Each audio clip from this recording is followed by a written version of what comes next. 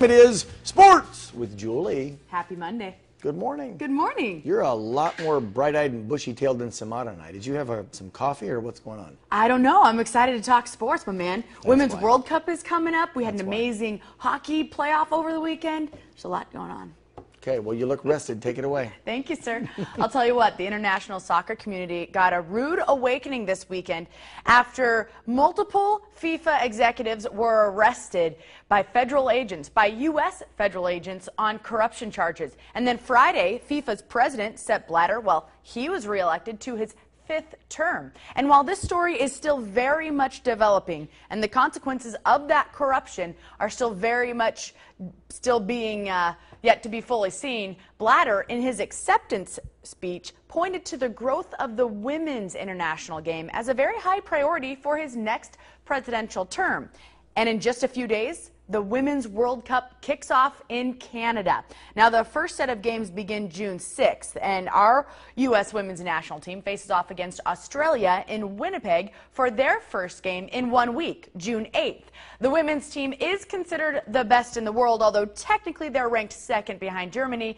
And the good news is they should get striker Alex Morgan back at 100% in time for that June 8th start. There you see Abby Wambach speaking about all the controversy about the FIFA scandal now coming into the Women's World Cup. They want to put that behind them and be able to, just play soccer at the best of their ability. But the women's team has not won the World Cup since 1999. And of course, that team captured the heart of this nation.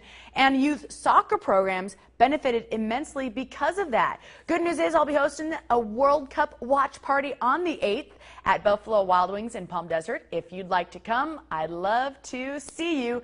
Can't wait for the Women's World Cup.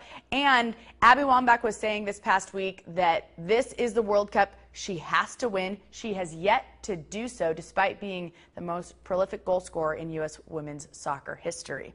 And in local baseball news, looks like the season has come to an end for our local teams. The last 2 teams to win CIF titles in baseball were on the road Friday, and both of their seasons came to an end. Heartbreaker for Desert Christian Academy at St. Anthony, 4-3 the final in 12 innings there. And then, of course, Palm Desert fell on the road at Redondo Union, 6-3 the final.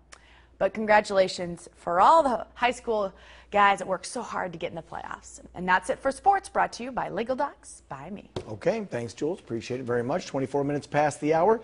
Straight ahead after the break, we will have more news for you. Plus this one, new college grads trying to find jobs